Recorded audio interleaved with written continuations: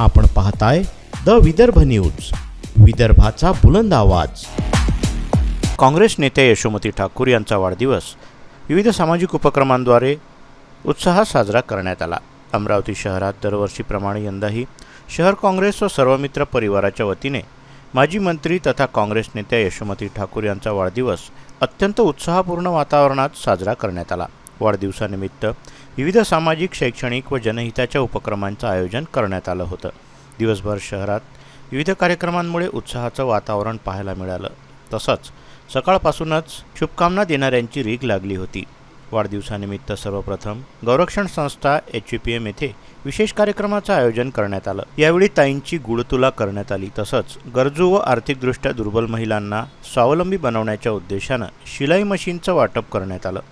या उपक्रमाला काँग्रेस पक्षातील ज्येष्ठ पदाधिकारी, कार्यकर्ते, सर्वपक्षीय मित्रपरिवार तसेच महिला मंडळ मोठ्या संख्येने उपस्थित होते। सामाजिक बांधिलकी जपत महिलांच्या सक्षमीकरणासाठी करण्यात आलेल्या उपक्रमाचं सर्व स्तरातून कौतुक करण्यात आलं। यानंतर काँग्रेस भवन येथे वाढदिवसानिमित्त आणखी प्रेरणादायी उपक्रमाचं आयोजन करण्यात आलं होतं।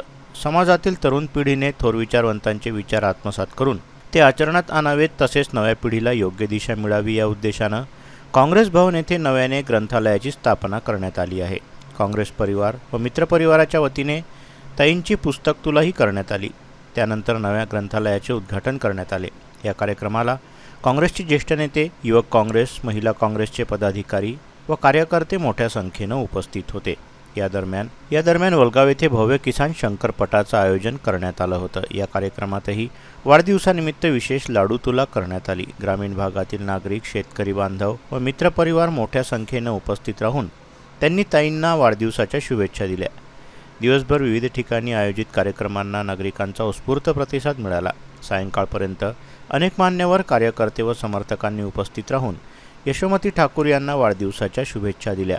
शहरात सर्वत्र उत्साहाचं वातावरण असून काँग्रेस कार्यकर्त्यांमध्ये विशेष जल्लोष पाहायला मिळाला। Bureau report, the Vidarbha news, Amravati.